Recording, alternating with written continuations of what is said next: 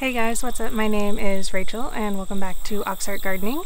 The last tour that you saw with my sister was filmed, I think, 5 days ago now. So it's not really a full week since the last garden tour, but last garden tour I didn't really get a chance to talk to you guys about all of the stuff that's going on in my head. So we are going to go through the garden today and I'm going to talk to you about my thoughts on transitioning the garden to fall.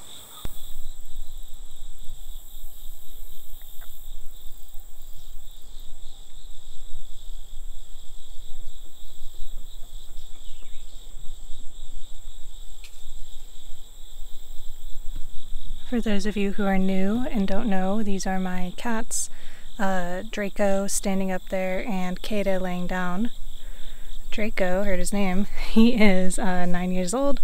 I've had him since he was a baby and he is super sweet. Whereas Kata over there, she's about 2 and she is a little troublemaker. So it is mid-September and I am looking at what I need to pull out of the garden soon and what needs to go in. I've already started a lot of plants indoors. Some of those have gone well, some of those are not, so they might be a little late, but we'll talk about that as we go through. So here along this first row, I have tomatoes and beans. I'm still pulling beans pretty often. This is actually perfect sized bean. I'm pulling about a handful a day off of these. So these are still producing pretty heavily and I'm gonna have to wait to pull them until all of these ones that I've left that are just a little too big, I missed pulling them, until the beans inside develop enough to be harvested for dried beans. And so that's gonna be maybe like another month or so, and I might have to pull the tomatoes out from underneath them because tomatoes are definitely coming towards the end of their life. You can kind of see as I go along here, this is a very dead section of tomato. I could probably pull this section out right now because I don't really see much if any green tomatoes on here like this one. I could wait for these to ripen, but they'll make green salsa just as well as they will red salsa.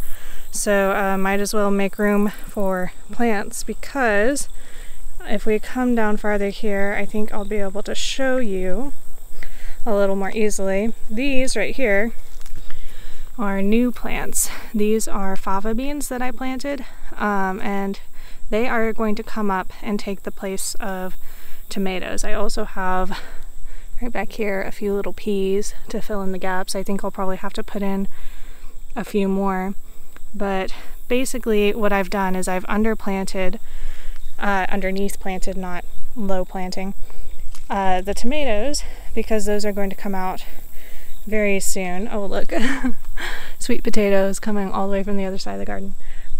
So these are going to come out very soon. This plant in particular I want to leave because I'm waiting for these tomatoes to ripen so that I can have seeds. I've marked it as one that I protected the blossom, so I'll save seeds from these. These are actually the best looking tomatoes in the garden for the most part right now. I still have a few of these larger ones that I'm waiting to blush before I pull, but most of these tomatoes will get pulled green because they are small and the plants are dying.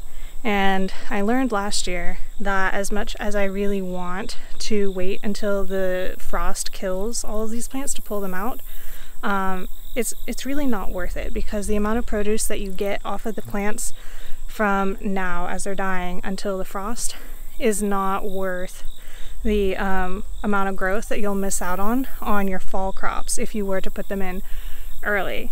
And that was a lesson that I had to learn the hard way, and even though I've learned it, it's still very hard to go ahead and say, oh well, this plant still has like green tomatoes on it, but I'm gonna pull it out anyway. That's still hard to do, but I think it is the most efficient use of the space that I have. I recently pulled from this massive mint plant. You can see it's still quite huge, but it was like nearly twice this size. And I made mint extract, I made mint syrup, and I dried out some for tea, and I'll probably do all of that all over again in a couple of weeks when I have the time. I am intentionally letting it grow this way. It would be amazing if it would go out into the grass and start choking out the grass, but I'm going to continue to keep it aggressively cut back on this garden side over here. On the other side of the tomatoes, of course, I have peppers and corn, and corn is pretty much done. I won't know for a while yet if it actually made good popcorn or not, because I have to wait for it to dry out. Right in here I have ginger, which may or may not be ready to harvest by the time the frost comes. We'll have to see. I mean, definitely there will be rhizomes down there. It just is a matter of how much rhizome I happen to have down there. These plants look pretty healthy though, so I'm anticipating a pretty good harvest there. And from my pepper plants, even though they struggled with disease this year, they have managed to bounce back, and you can see this is like taller than me, this pepper plant right here. And it is producing these beautiful peppers, which you can maybe see back there are just barely starting to blush. So I'll have to crawl in there and get them when they do. But I'm anticipating getting like, it looks like about 10 more big peppers off of this area, which is pretty good considering how bad they looked just a month ago or so. And if we come over here under the corn, you can see these little sprouts right here. These are actually lettuce sprouts. They're kind of not looking great right now, but I'm gonna let them be and see if they survive, because volunteer lettuce right here would definitely not be a bad thing. Now back in here, you can see the eggplant are still heavily producing. I've got little babies everywhere and eggplants that are getting about harvest size. This one's very close. I've been pulling quite a bit of eggplant off and actually using it to trade with my neighbors for other things like eggs and honey, which has been very cool. But over here, my eggplant that is knocked down, still producing actually, which is very nice. Look at these beautiful little fairy eggplants. So if y'all remember, I was feeling very unsure about where my banana pinos were, and I have since found out that this is where they are. The banana pinos turn this like chocolatey brown color, so this is definitely the banana pinos, and everything else that doesn't turn that color is a big gem, I think. Although some of these are not necessarily very big for jalapenos, and that could be just them being planted on the end here. You can see the weeds are merciless and kind of choking them out, so I wouldn't be surprised if these plants looking bad is just proximity to the edge of the garden. As far as this giant patch of sweet potato that is trying to take over my garden, I think pretty soon I will start pulling out sweet potatoes, just because I'm gonna need this space for planting more roots.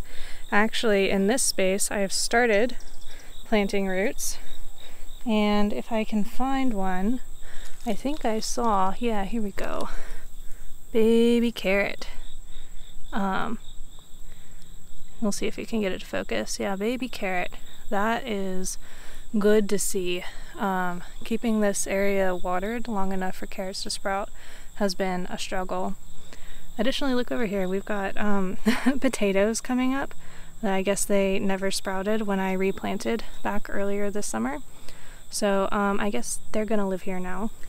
Usually if a plant volunteers, I don't want to move it unless it's a weed or it's going to be a real problem where it is. Those two potatoes are not ideally placed, and they might not even have time to make big potatoes before the frost.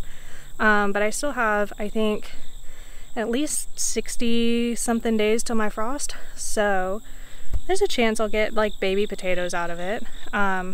And they really want to grow, so I do like watching what happens when things grow when I didn't really intend them to. Alright, taking a step back here to look at this trellis, you can see this patch right here, that's where the root vegetables are. And this noodle bean trellis is looking fantastical as ever. I'm still, like just the other day, was able to harvest enough nice new noodle beans for fresh eating, as well as all of these older ones that I'm letting go to seed.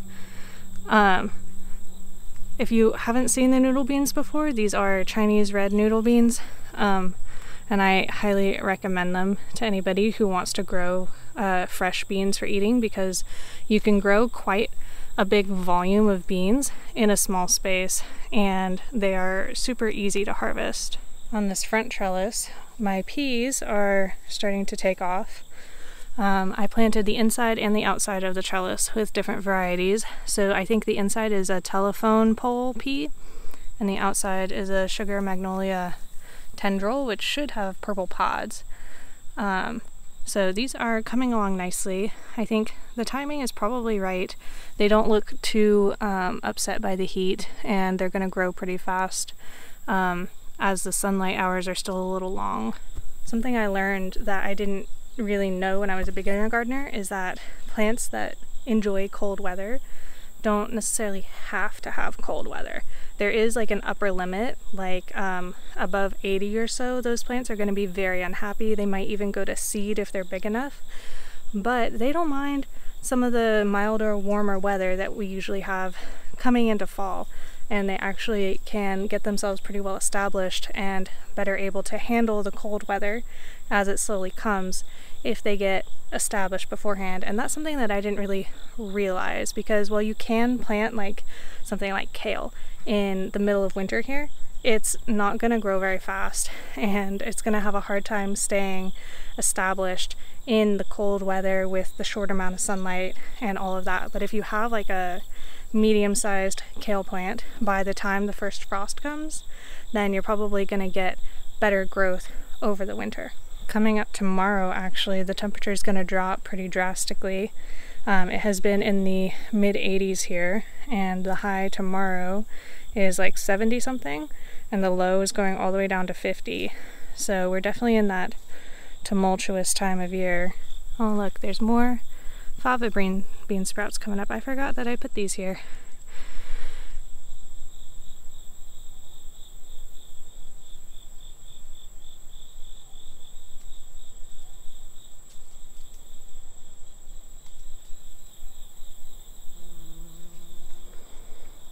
And hopefully tomorrow I will be spreading some more mulch over the garden.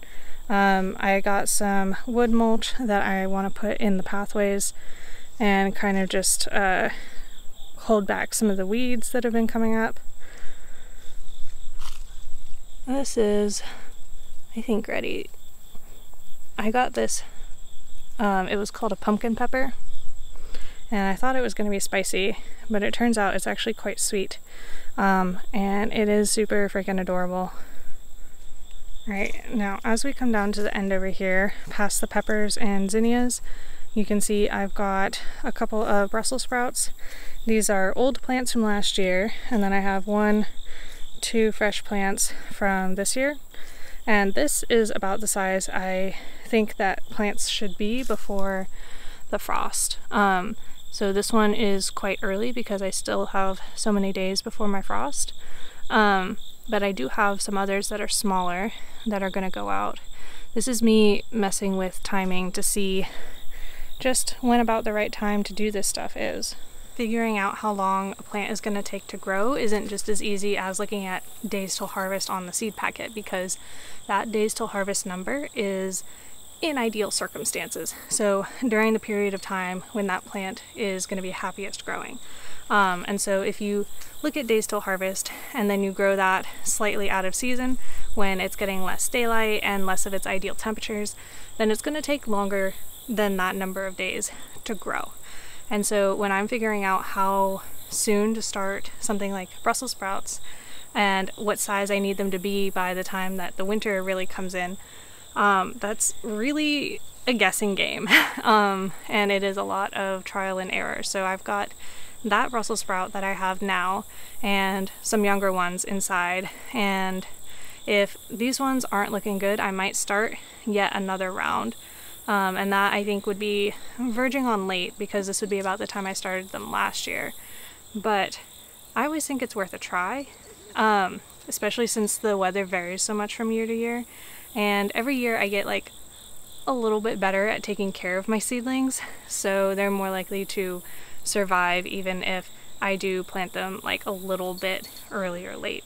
And as far as the raised bed and the berry patch go, the plan with those is just to kind of let them exist as we go into fall and winter. I've got a few more herbs that I need to cut back for drying, mainly oregano, and anything else that looks a little overgrown I'll cut back to a good like medium size and dry everything that I cut off.